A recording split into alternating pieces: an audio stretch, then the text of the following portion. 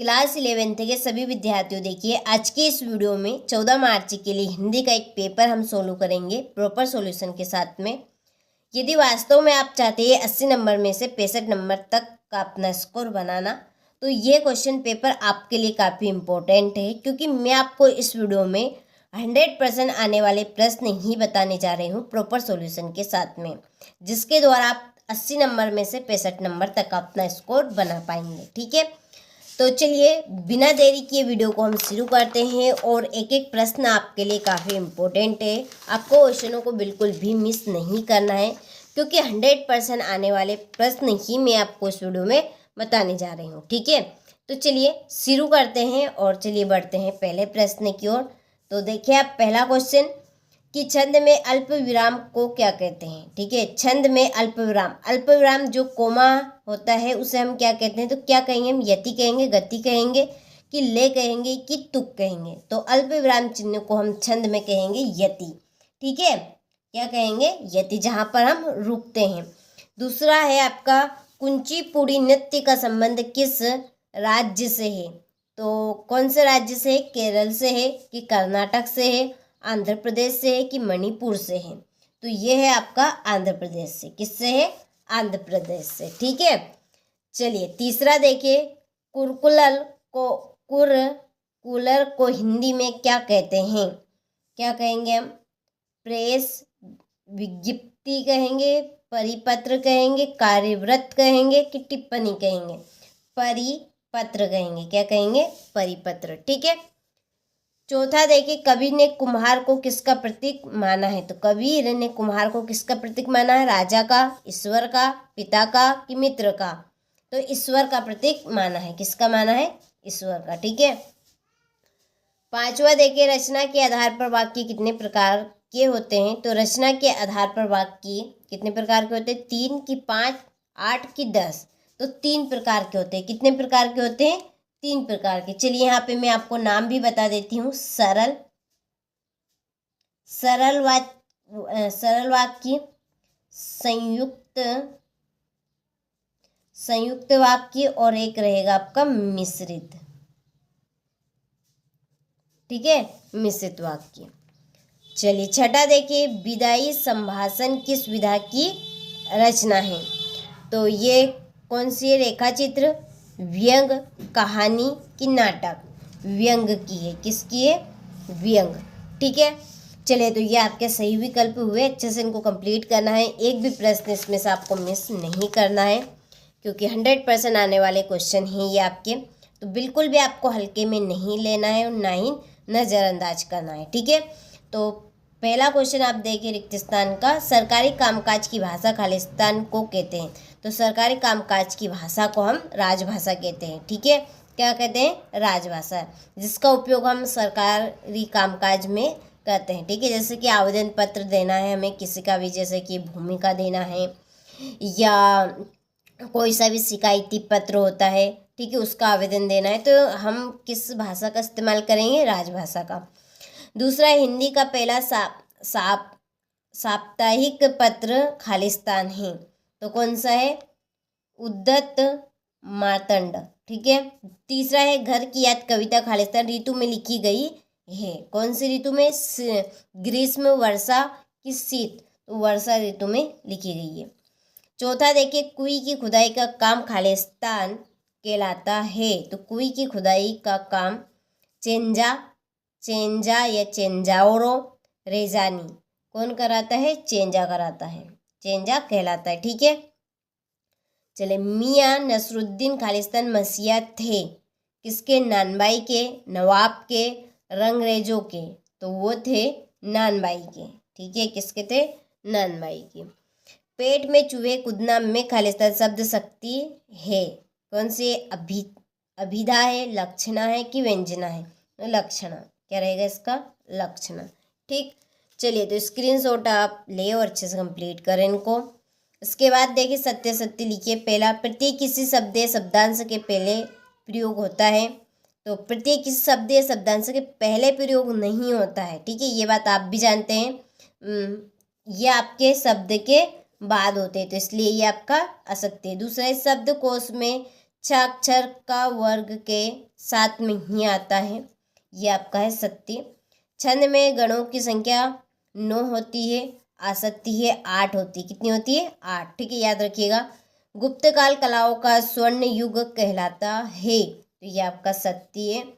निर्मला पुतुल का जन्म आदिवासी परिवार में हुआ है, ये आपका सत्य है। मियां नसरुद्दीन शब्द या शब्दांश के पहले प्रयोग होता है, तो ये आपका असत्य है। ठीक है, चलिए तो यहाँ से आप स्क्रीनशॉट ले और कंप्लीट करें इनको। सही जोड़ी लिखिए। चलिए तो जोड़ी का यहाँ पर हम मिलान करते हैं और अच्छे से आपको कंप्लीट करने हैं इन क्वेश्चनों को। पहला आप देखिए अवतार सिंह पास, तो अवतार सिंह पास है सबसे खतरनाक। दूसरी महावीर प्रसाद द्विवेदी, ये है द्विवेदी युग। कूटीकृत है एनकोडिंग। ठीक है, चलिए फिर है मनु भंडारी। मनु भंडारी है मैं हार गई, इसी के सामने है। शब्द के अर्थ व्यापार, शब्द शक्ति और शुभकामनाएं आशीर्वाद, ये क्या है? इच्छावाचक वाक्य है। ठीक है, चलिए तो स्क्रीनशॉट आप ले और कंप्लीट करें इनको। ठीक है, चलिए बढ़ते हैं अगले प्रश्न की ओर और कंप्लीट आपको अच्छे से करना है, बिल्कुल भी क्वेश्चनों को मिस नहीं करना है और पूरा वीडियो आपको लास्ट तक देखना है। तो देखिए एक वाक्य में उत्तर। पहला कि न्याय के मैदान में किन के बीच युद्ध लड़ा गया? तो कौरवों और पांडवों के बीच। किसके बीच? कौरवों और पांडवों के बीच में। ठीक है, दूसरा है सिंगारस का स्थायी भाव लिखिए, तो सिंगारस का स्थायी भाव है रति। क्या है? रति। तीसरा देखिए बाएं हाथ के धनुधर को क्या कहते हैं? एक शब्द में उत्तर लिखिए, तो इसका आंसर है आपका सव्यसाची। क्या है इसका? सव्यसाची कहेंगे। चौथा है अक महादेवी के आराध्य देव का नाम लिखिए, शिव। क्या है? शिव, ये आप लिख सकते हैं। चन्न मल्लिका, मल्लिकार्जुन। ठीक है, हो गया। पटकथा की मूल इकाई क्या होती है? दृश्य। और छठा है आचार्य रामचंद्र शुक्ल के अनुसार निबंध की परिभाषा लिखिए। तो चलिए हम आचार्य रामचंद्र के अनुसार निबंध की परिभाषा देखते हैं। तो चलिए यहाँ पर मैंने लिख दी है आचार्य रामचंद्र के अनुसार गद्य की परिभाषा। यदि गद्य कवियों या लेखकों की कसौटी है तो निबंध भी गद्य की कसौटी है। ठीक है, हो गया। चलिए छठा प्रश्न है निर्गुण भक्तिधारा की 2 विशेषताएं बताते हुए 2 कवियों के नाम लिखिए। ठीक है, सातवें कबीर के अनुसार मानव शरीर का निर्माण कितने तत्वों से हुआ है? नाम लिखिए। आठवां रोला छंद की परिभाषा उदाहरण सहित लिखिए। नौवां बिंब विधान योजना से क्या तात्पर्य? उदाहरण सहित लिखिए। कहानी तथा उपन्यास में अंतर बताने, जीवनी तथा आत्मकथा में अंतर बताना है। ठीक, इसके बाद आप देखिए 11वां प्रश्न बिरादरी का यही होता है, यह कथन किसने किससे कहा? 12वां शब्द युग्म किसे कहते हैं? कितने प्रकार का होता है? नाम लिखिए। 13वां निम्नलिखित मुहावरे का अर्थ लिखकर वाक्य में प्रयोग कर लिखिए। ठीक है, तो ये आपके इस तरह के प्रश्न रहेंगे। और देखिए इन प्रश्नों की आंसर शीट के लिए आप अभी तक एनसीईआरटी कोचिंग आपने डाउनलोड नहीं की है प्ले स्टोर से, तो आप प्ले स्टोर पर जाकर एनसीईआरटी डाउनलोड ऐप कर लीजिएगा। वहाँ पर आपको क्वेश्चन नंबर 1 से 23 तक का प्रॉपर सॉल्यूशन मिल जाएगा। ठीक है, और स्पेशल जो पीडीएफ आपको हम दे रहे हैं वो भी वहाँ पर आपको मिल जाएगी। देखिए आप 17वां प्रश्न कृष्णा सोपती अथवा शेखर जोशी की काव्यगत विशेषताएं निम्नलिखित बिंदुओं के आधार पर लिखिए। 2 रचनाएं भाषा शैली और साहित्य में स्थान। इसके बाद आप देखिए 19वां प्रश्न। ठीक, ये आपका हो गया 19वां प्रश्न। ये है आपका 19वें का अथवा। ये है 20वां प्रश्न। ठीक है, हो गया 20वां।